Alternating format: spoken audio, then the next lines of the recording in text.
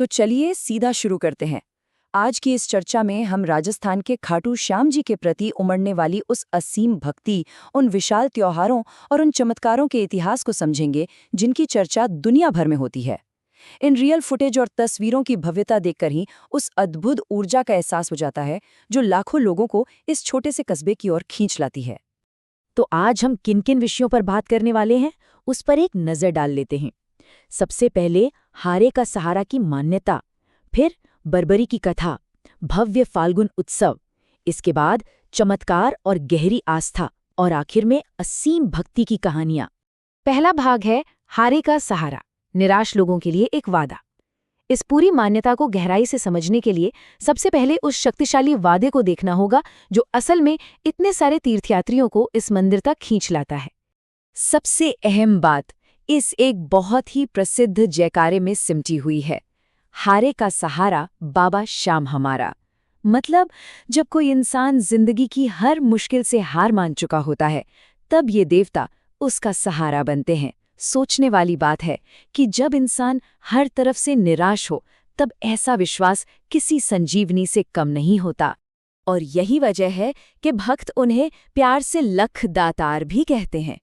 लख दातार यानी सब कुछ बहुतायत में देने वाला। चाहे कोई कितनी भी बड़ी परेशानी में क्यों न हो, लोग इसी उम्मीद के साथ यहाँ आते हैं कि बिना किसी शर्त के उनकी मदद की जाएगी।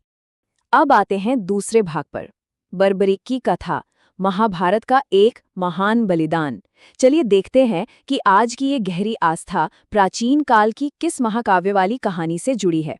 महाभारत के अनुसार भीम के पोते बर्बरीक ने प्रण लिया था कि कुरुक्षेत्र के युद्ध में जो भी पक्ष हार रहा होगा वो हमेशा उसी का साथ देंगे।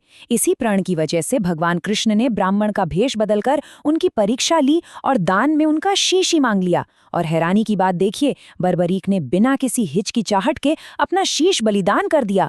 इसी सर्वोच्च बलिदान से प्रसन्न होकर भगवान कृष्ण ने उन्हें वरदान दिया कि कलयुग में उन्हें भगवान के रूप में पूजा जाएगा। वही बर्बरीक आज खाटू श्याम जी कहलाते हैं। हमारा तीसरा भाग है भव्य फाल्गुन उत्सव, लाखों लोगों का वार्षिक महाकुंभ। दिलचस्प बात यह है कि वो प्राचीन पौराणिक कथा आज के समय में इतने बड़े और जीवन समारोह में कैसे बदल चुकी है। ये आंकड़ा सच में हैरान करने वाला है। 40 लाख! जी हाँ, हर साल फरवरी और मार्च के दौरान होने वाले फाल्गुन मेले में करीब 4 मिलियन श्रद्धालु राजस्थान के एक छोटे से कस्बे खाटू में इकट्ठा होते हैं। ये संख्या तो दुनिया की किसी भी बड़े इवेंट को पीछे छोड़ दे। और ये पूरा उत्सव मानो भक्ति का एक विशाल समंदर है। यहाँ सुगंधित फूलों से फूलों की होली खेली जाती है, सड़कों पर सजी धजी संगीतमय पालकी यात्रा निकलती है और बड़े बड़े कलाकारों की भजन संध्या होती है। इसके अलावा रींगस से पवित्र ध्वज लेकर नंगे पैर निशान यात्रा पर निकले भक्त और रास्ते में निस्वार्थ भाव से साथी यात्रियों को भोजन पानी बांटते लोग, हर तरफ सिर्फ और सिर्फ शुद्ध आनंद और सेवा का ही नजारा होता है। चौथा भाग, चमत्कार और गहरी आस्था, तीर्थयात्री बार बार क्यों आते हैं। चलिए अब उन चमत्कारों की बात करते हैं जो लाखों अनुयायियों की आस्था की नींव हैं। लोगों का ऐसा दृढ़ विश्वास है कि यहाँ सच्चे मन से मांगी गई मुरादें सच में पूरी होती हैं। चाहे वो किसी गंभीर बीमारी से जादुई तरीके से ठीक होना हो, भारी भरकम कर्ज से छुटकारा पाना हो, या फिर करियर में सफलता और पारिवारिक शांति की बात हो। निसंतान दंपतियों को संतान प्राप्ति से लेकर अचानक होने वाली दुर्घटनाओं से बचाव तक, ऐसे न जाने कितने ही किस्से सुनने को मिलते हैं जहां लोगों ने अचानक एक बड़ी राहत महसूस की है। और ऐसी कई कहानियां श्रद्धालुओं के बीच बहुत मशहूर हैं, जैसे दिल्ली के लोकेश कुमार का किस्सा, जिन्होंने स्वप्न में दर्शन पाने के बाद एक पूरा मंदिर बनवा दिया, या फिर कलकत्ता के मुकेश नाम के एक लकवाग्रस्त लड़के की कहानी, जिसके बारे में कहा जाता है कि वो एक कीर्तन के दौरान अचानक अपने पैरों पर चलने लगा। ऐसी ही बातें इस आस्था को एक पीढ़ी से दूसरी पीढ़ी तक पहुंचाती हैं। शारीरिक खतरों से बचने की घटनाएं भी बहुत हैं। 2009 की ही बात है जब तीर्थयात्रियों के एक बहुत बड़े भंडारे वाले तंबू में अचानक भयानक आग लग गई थी। लेकिन प्रत्यक्षदर्शियों के मुताबिक वो आग की लपटें रहस्यमयी तरीके से ठीक 20 फीट दूर आकर रुक गईं और एक बहुत बड़ी त्रासदी होने से टल गई। ऐसी घटनाएं इस विश्वास को और पक्का कर देती हैं कि कोई है जो हमेशा उनकी रक्षा कर रहा है। आखिरी और पांचवा भाग, असीम भक्ति, आस्था के मानवीय चेहरे। अब जरा कुछ ऐसी असली मानवीय कहानियों को करीब से देखते हैं जो इस विशाल आस्था को एक बेहद व्यक्तिगत और गहरे स्तर पर ले जाती हैं। आलू सिंह जी महाराज की कहानी पूर्ण समर्पण का एक बेहतरीन उदाहरण है। शुरुआत में जब वो आध्यात्मिक ध्यान में मग्न रहते थे और खुद से बातें करते थे, तो समाज ने उन्हें मानसिक रूप से बीमार समझ लिया था।